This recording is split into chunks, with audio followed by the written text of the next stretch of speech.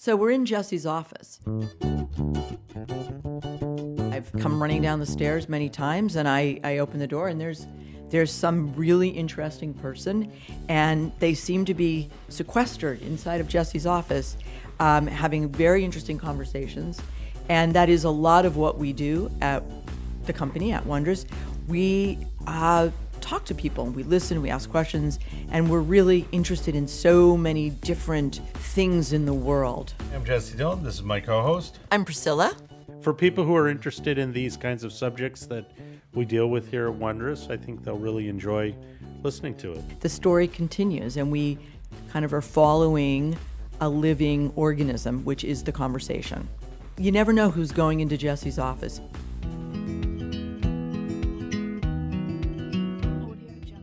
When I did Heroes, there was definitely a strong underlying thematic message to it. I want to do something that matters, something that actually puts some kind of message out into the world. We're talking to Tim Kring, the creator of Heroes.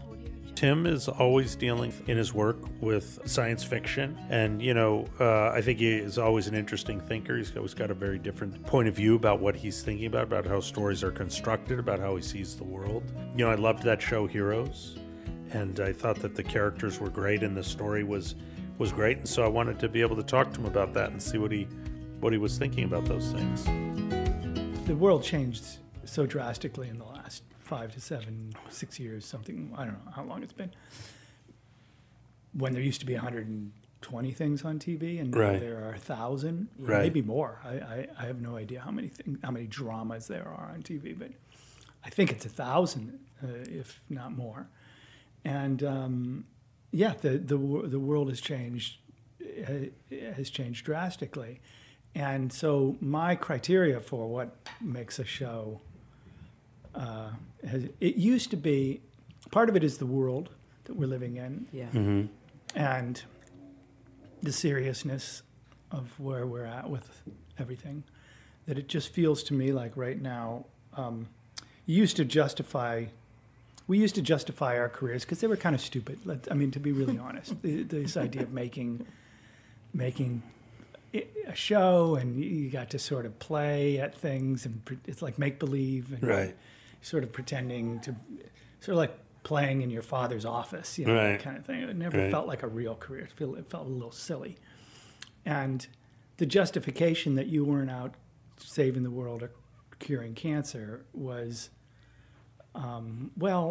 people work hard and they need to be entertained, and there's something noble in just being entertaining. That's a noble way to create. That's a noble, way to have a career, our goal in a career.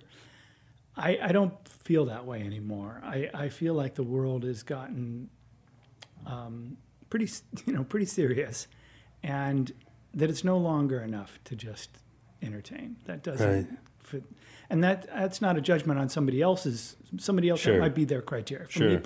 For me personally, it's just not enough. For me, I want to do something that matters, something that actually puts some kind of message out into the world in some way, shape, or form, or causes a conversation to happen, after the show is over, or pushes a point of view. When I did Heroes, there was definitely a strong underlying thematic message to it. It was after it was during the Bush years, and we were sort of a little bit of the bullies around the world, and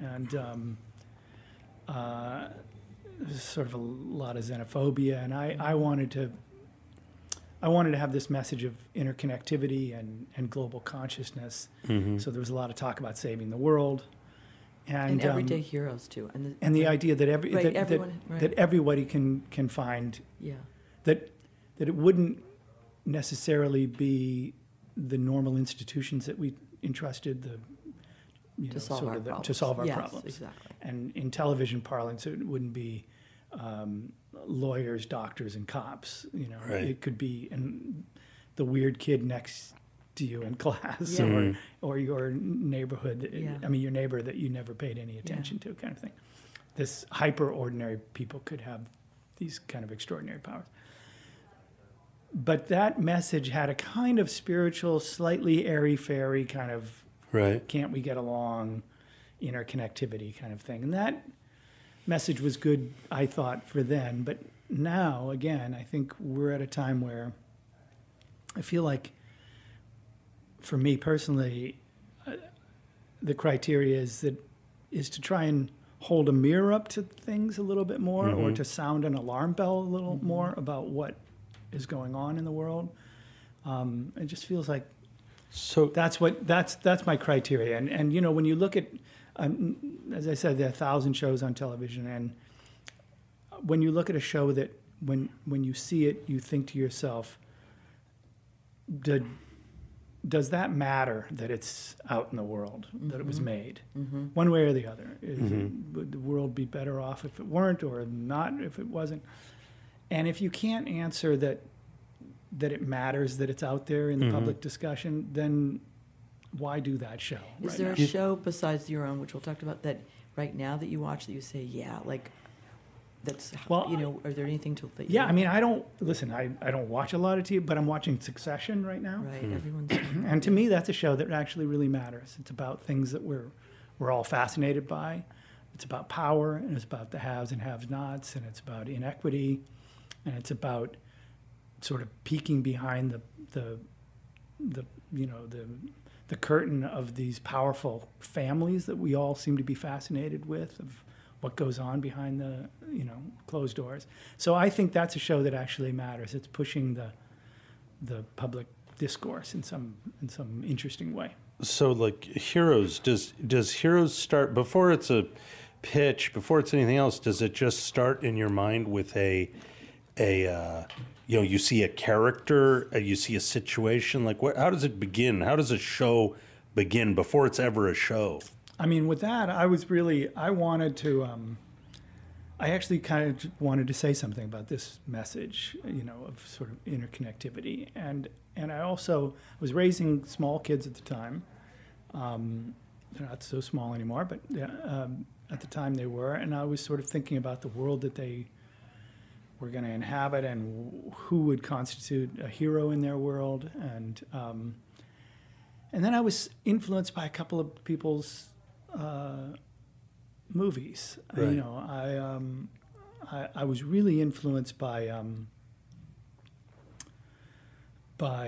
structurally by the movie Magnolia, Right. and this idea of these interconnected stories told in sort of like haiku, where you dropped into their story at this very heightened time, and Right. you were forced to sort of catch up with what's going on. There are stories of coincidence and chance and intersections and strange things told, and which is which and who only knows. And we generally say, well, if that was in a movie, I wouldn't believe it. Yeah. I really love that idea. Rather than seeing steps 1, 2, 3, 4, and 5, drop in on beat 7 of their story, right at the height of it. And so, like the opening scene of Heroes is Peter Petrelli standing on the ledge of a building about to jump. This quest, this need to solve life's mysteries. In the end, what does it matter when the human heart can only find meaning in the smallest of moments? Claire Bennett Oh my God, Claire! jumping off the top of a tower and saying, This is Claire Bennett. That was attempt number 6. Right. trying to kill myself.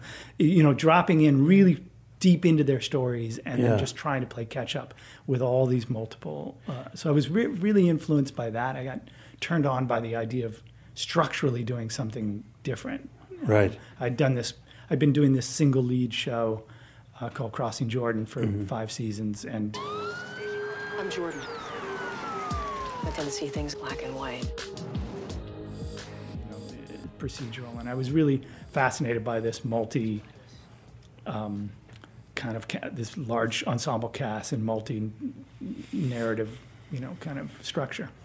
And then I saw I went to a screening of Charlie Kaufman's movie Eternal Sunshine, and I was really fascinated by and influenced by these hyper normal characters, these kind of hyper anonymous characters. His characters are the kind of people that you pass on the street and would never think twice. Hello, I'm Howard Mirziak, founder and president of Lacuna Incorporated. Why remember a destructive love affair? Here at Lacuna, we have perfected a safe, effective technique for the focused erasure of troubling memories. In a matter of hours, our patented non-surgical procedure will rid you of painful memories and allow you a new and lasting peace of mind you'd never imagined possible. They're less than anonymous. They're hyper anonymous. Yeah. Right. Just really, and then when you dropped into their lives, you saw that they had this sort of the juxtaposition of this hyper normal world that they lived in and this kind of magic, this sort of the idea of elevated stuff was going on with the erasing your mind, your memories and all, and that struck me too tonally. So I guess I never really unpacked this, but I guess I come at things, not so much at an idea, but things I want to explore structurally or tonally. Now, so it just sort of grew. So coming from the first show, which is procedural show, to this show where you're going to chop off lots of exposition and figure out a totally different sort of way you're going to talk about it, how hard is that to communicate it to a group of writers that you need to, that you're trying to follow, At the time, you have to remember, so on my staff at Crossing Jordan was a guy named Damon Lindelof, and he and I were sort of fantasize about, wouldn't it be great if we could tell these continuing stories rather than these procedural things. And at the time, nobody was doing that in television. It was the last time that had been done. It's sort of like the soap version of Dynasty and Dallas back in the in late 80s. And but you didn't do these large ensemble shows at the time, and so we were really fantasizing, stuck in a kind of loop of having to end the episode every week with a little bow and have somebody arrested, and wouldn't it be great if we could just keep telling these stories like Charles Dickens did, and installments in the newspaper every week, and the only criteria was sort of, okay, what happens next? All right, what happens next? What happens after that? And also we had been dealing with a single lead show where you sort of live or die by what happens with your lead actor or actress in that case.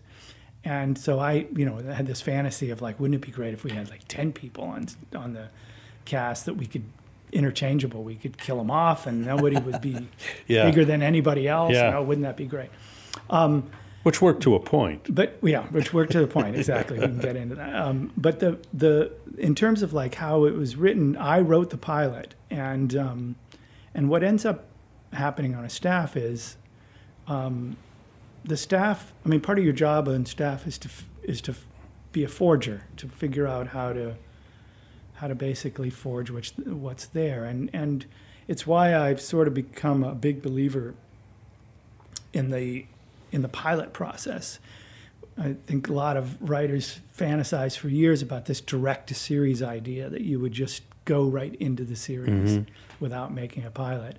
But the truth is that pilot really does have a very, plays a big role in the process. You get to figure out what the show is, because I really think that you figure out 50% of what your show is by making the pilot. And 50% of that happens in the editing room, right? And it's usually tonal kind of stuff. Tone is so important. Right. You figure out what that tone is. You realize, oh, that's what a joke is on on this show. I thought it was this, but no, we can't get away with that. We don't have the horses for that. Right. We don't have the tone for that. A joke is only this far, or a joke can be a lot farther. One or the other. The point is, you figure out these things, when you make the pilot, and so when you actually have made a pilot and have a script that pilot was made from, then the writers can, you're not having that endless discussion at the beginning about, well, what is this show? And maybe it has 3 legs instead of 4 legs. you can say, this is the pilot. That's what it looks like. That's what the tone is. And now let's start forging that. Now, how do you go about choosing the director? Because this is obviously critically important for a pilot. For a pilot, yeah. It's usually, it's usually a version of, wouldn't it be great if you could get X, and then X isn't available, and wouldn't it be great if we got the next tier down? And right. It's usually some version of that. Yeah. And I mean, to be really honest, it's usually that. That relationship, when you're trying to sort out the way it's going to look and feel and the way it's photographed and all that stuff, is that because if you're doing episodes, they're just going to a thing, but if you're doing the pilot, you're trying to figure all these things out. And you're usually trying to get someone who is going to attract talent, and not just talent in front of the camera, which I'm not a huge believer in television. I don't believe in, I think television makes stars and not the other way around. Right. But sometimes it's good to have a director that's going to get a lot of actors excited, just because one of the things you're doing is playing a political game inside Hollywood. You're trying to get your show on the air. Right. And you're trying to be the hot thing. And so you want a director that's going to attract that kind of talent. But I'm also talking about DPs and production designers and casting people and all that. If you can surround your pilot with an aura of inevitability, as though, they'd be idiots not to pick this up. We've got all these amazing, Academy Award winning, DP shooting it.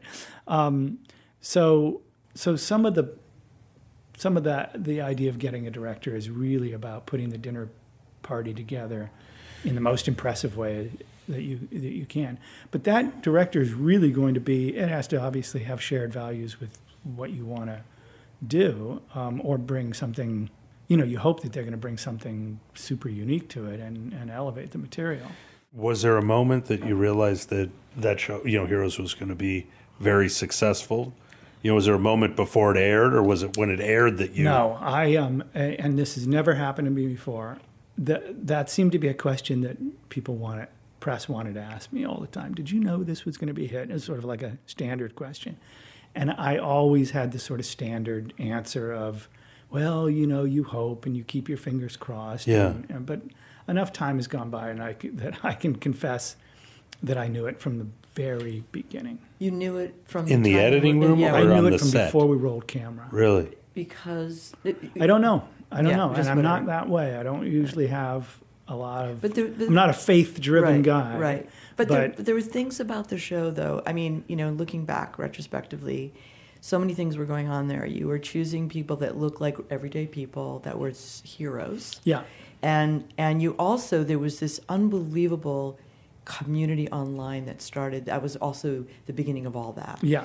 And because you were jumping in, you didn't know what was going on. There was a lot of intrigue. I remember my son obsessively with all of his friends, right, watching it and relating. They were not only watching the show, but they were also talking about it collectively, what was going on, trying to understand the characters in a way that we sort of maybe hadn't seen quite in that way, engaging a younger audience. And it was just a different relationship.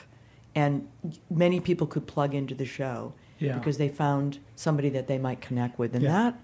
It was a big tent. Big deal. Like, there's a lot that could happen. It was a big tent. The casting, was it, this was an unusual group of people. They weren't famous people. Yeah, exactly. But they seemed to... I was really determined to have... I wanted people to feel that there had to be a sort of a sense of transparency between your life and theirs. In other words, you had to be able to see them as people that you... knew or could exactly, be, right? Okay, yeah.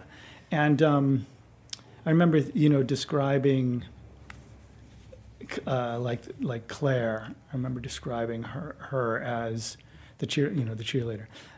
One of my descriptions of her was the cheerleader that that you had a crush on in high school, not the one that everybody else did, but the one that you did. Right. So meaning that she wasn't the glamour, she wasn't, but it was the one that you had the crush on. Right. And for whatever quirky reason you can, yeah, it was very important to me that these people felt real. Now, did you grow up, I mean, the references you talk about for the show, they're not really science fiction references. So yeah. Did you grow up loving science fiction, or, you know, what was the things that I mean, the closest would be sort of like Twilight Zone and Outer Limits. And, outer, you know, that's sort of like, you know, fantastical kind of stuff. I mean, in a way sci-fi that was not a thing, and neither were comic books for me. Yeah. So what were the main influences? Because you started in production, just straight production, then you decided to be a writer. I wanted to be a cinematographer. I went to film school to be a cinematographer. And I was always interested in the visual. Storytelling came later. I'd worked for a few years when I got out of film school, you know, working on camera crews and lighting and gaffing, and depending on how big a production it was, would be how high up the chain I would go. I would DP a small music video or something like that, or work a camera crew on a documentary. But I had all these friends from film school who started writing right out of film school, and they, you know, a couple of them had sold spec scripts and gotten. This was USC, right? Yeah, and gotten script deals at Paramount, and and I'm still driving this crappy Datsun, you know, with a jug of water in the back seat to fill the radiator. The radiator would go over the hill. I think I bought it from you. And you know, just living hand to mouth, and I was like, man, I could do that. And I was sort of inspired by the fact that they had figured out how to crack their way into this Hollywood thing, and it wasn't that I had something burning to say. But were there movies or books? Oh, what were the things? What were the things that you? Yeah, no, I was a big movie lover of that sort of 70s anti-hero kind of, you know. So Scorsese and exactly. Coppola Apocalypse Now and Deer Hunter and All the President's Men, and, you know, that's a kind of... Those independent filmmakers the Alan Pakula kind of movies, that stuff really... but I also loved, you know, foreign films, you know, the French New Wave. And when I took film appreciation classes in film school, those things really stuck with me, you know, 400 Blows and those kind of movies. But, you know, I as a storyteller, I didn't have a lot of confidence until I saw these friends of mine who I thought were just as big a knucklehead as I am. You know, what the hell? I could do that. But now you went along, but this online thing led you to further storytelling opportunities that we don't even really that aren't television. They're something else. So how did that develop? Because nobody really works in a lot of the realms you work in. My trajectory is really, I mean, I guess partly because I never really wanted to just be a pure writer. I don't have that urge, like this is what I wanted to be when I was 4 years old kind of thing. So I had this very long career as just a traditional television writer, where the relationship with the audience was really just very simple. It was non-existent, basically. My relationship with my audience, with an audience, was non-existent. You wrote something, you pushed it out into the world 2, 3, 4 months later. The audience saw it. Then all your feedback from the audience was really just this sort of Nielsen rating, which was kind of a thumbs up, thumbs down kind of binary thing. Did they like it or did they not like it, kind of? But there was no relationship with the audience. Then suddenly Heroes hits, and what happened was, at the time that Heroes came out in 2007, the audience had started to leave broadcast television. The ratings were starting to slip. So when the show was picked up for series in May, there was, I think, 7 people in the .com division of NBC. 3.5 months later, when the show went on the air, there were 67 people in the .com division. So they had hired 60 people over the course of the summer with this mandate to get out there and figure this out. Where are these people going? How do we get them back? How do we build some kind of an online community around this? And that energy and that mandate kind of met with a show in Heroes that actually had a few ideas. We had a couple ideas of how to do it. And we had turned out this kind of tech-savvy young audience that was willing to go look for the Easter eggs with this big mythology and canon that the show had. It was a perfect combination. And so I'm not going to say we had a blank check, but we had a pretty interesting, it was a wild, wild west kind of time. Right. When you could make content and really nobody knew what a bad idea was, so you could pitch a bad idea and they'd say yes to it.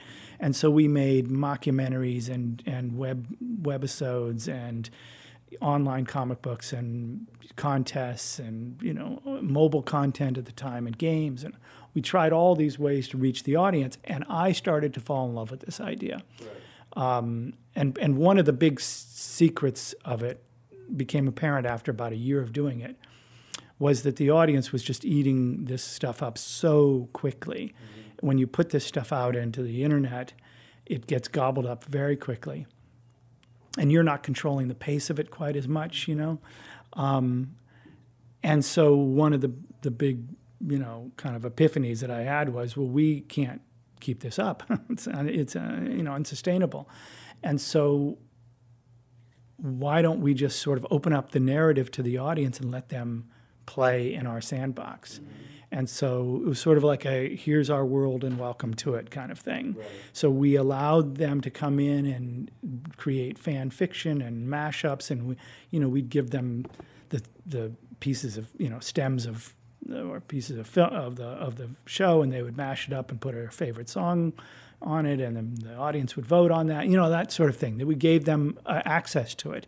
And that created this dynamic relationship with the audience, which I began to fall in love with. And I started to see storytelling less as this kind of two-dimensional, flat, one-way street, and started to see it as this two-way street where you could create stuff with the audience and for the audience in a more dynamic way, right. Which led to, I think, some of the things you're, Jesse, referring to here. Now, do you think that you can do a show without the need to make the show anymore? Like, we haven't seen that happen, but can you make a show that doesn't have any platform, it doesn't go anywhere, it just lives out in pieces on the internet? I am fascinated by, exactly. A giant game will have, a huge number of people playing and right. buying it. A giant movie will have a huge number of people. But those two businesses know nothing about one another.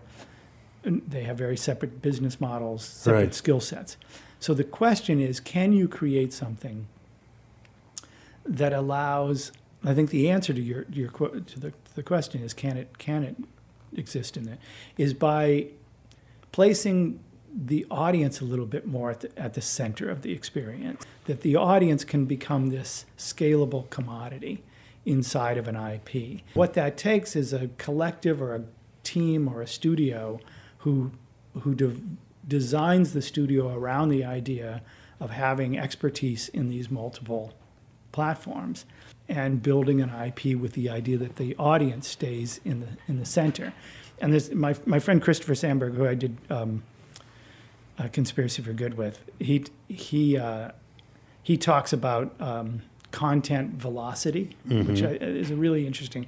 The idea is he talks about this idea of a super fan, and the super fan is sort of a cute term because it's not a person we're talking about; it's an actual fan with 3 blades, right? And one blade is, let's say, linear content, where the audience's participation with that linear content is maybe, the equation is maybe 90% the content and 10% their participation. In other words, they may tweet about it, they may talk about it the next day at the water cooler. Right. That they have only 10% sort of engagement with that or interaction with it. That same IP, say if it was a game, their engagement might be 50% them and 50% the content. They might shoot aliens, and they might be talking on the headset to some guy from Abu Dhabi who they're playing with, and they might be strategizing. So their involvement might be 50%, right? And 50% of it is the content. Then that same IP, if it were to have geolocative, Pokemon Go kind of thing, escape rooms, live meetups, that sort of thing, then the content may only be about 10% of what you're using, and 90% is the engagement and the audience it brings to it. And each one of those blades would then push velocity to the next one, because it would be ostensibly the same IP pushing and the same audience pushing to. So that, I think, is sort of, in theory, how you would build an IP that exists in the real world. And what's fun about that is that you may not have to launch that IP on a television show or a movie. That IP might launch with a pop-up restaurant, or a line of clothing, right? You know, the or something, a flash mob. Yeah. Well, as you've done before. Yeah. You know, it strikes me that the challenge of that is because it doesn't have a business model. It's very hard to get any studio to invest in that, because who do you go to fund that? Yeah. You know, and that's the main. Well, that's the opportunity, and that's also the difficulty, you know. No, but I mean, there are these, I think, ways of doing it. There's certainly in the marketing world. I mean, Walmart this last year, there's a $250 million raise by a company called Echo that does kind of branching, choose your own adventure kind of storytelling, to do stuff within the Walmart content world, right? I mean, so that's a lot of money that someone's paying for this. So I'm wondering whether there is a version of this studio, which I'm exploring, by the way. Right. There you go. Idea. I have a question. We started in the beginning. You talked about now it's imperative for you to be looking at shows, making shows that really are saying something to the world. And I think October 15th, Treadstone? 19th, I believe. 19th. Okay, sorry, 19th, everybody. Unless it's changed. Tell us what the origins of that and how that relates to, does it fulfill some of these things for you? Is it about something you care about deeply, and a little bit about that? So in a sense, it was sort of an assignment more than, it's not an IP that I, while, by the way, the name Treadstone really appears very little in the Robert Ludlum books, and there's very little about the program in the books. And what we know of it, what the audience knows of it, mainly came from the movies. So most of it is made up, but it's still not IP that I control. But I was very interested in, I'm not giving away the premise because I'm sure the promos are giving this away. The idea is the program started again, and people are waking up to the idea that they actually are a part of that program, and so there is a sort of deep state nature to this thing of who's behind it. The pilot really points to a relationship with Russia and Russian oligarchs.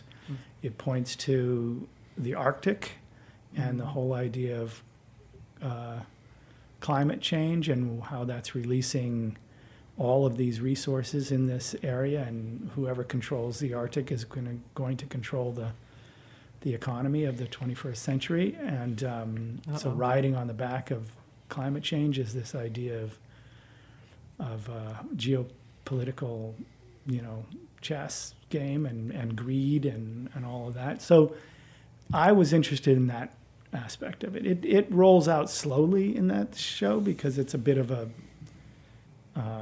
you're pulling the thread to get to these answers over a couple of seasons. But that was what interested me.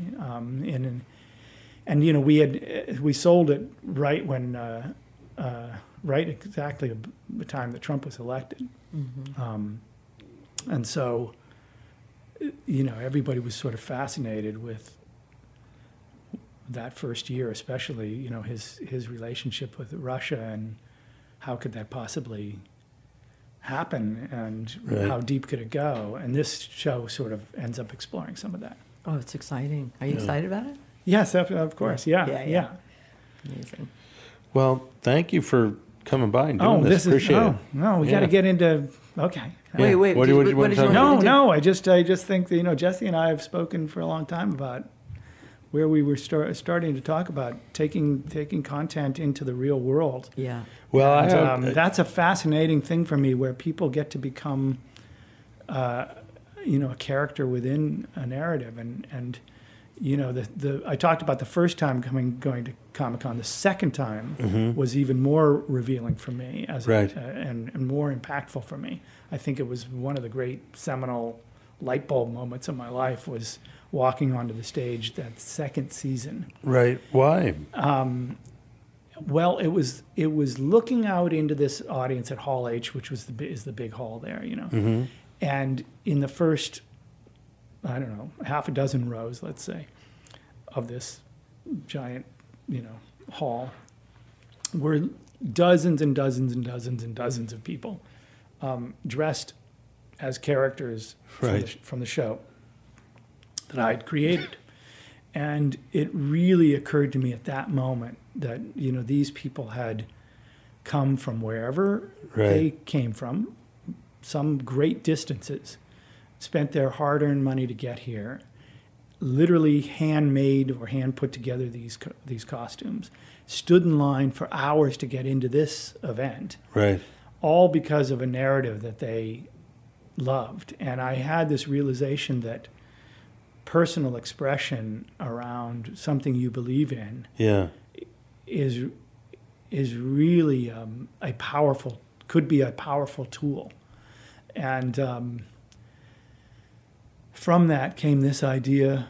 I mean, there's a lineage of that to the idea of this project that I did called Conspiracy for Good, where I was taking people and placing them inside of the narrative, giving them some agency and some purpose. And it had huge response, right? I mean, I don't know how many people did that, but people showed up in places. Yes, exactly. People tried to organize it online and try and understand. Yeah, they created their own characters. They created products that they sold to raise money.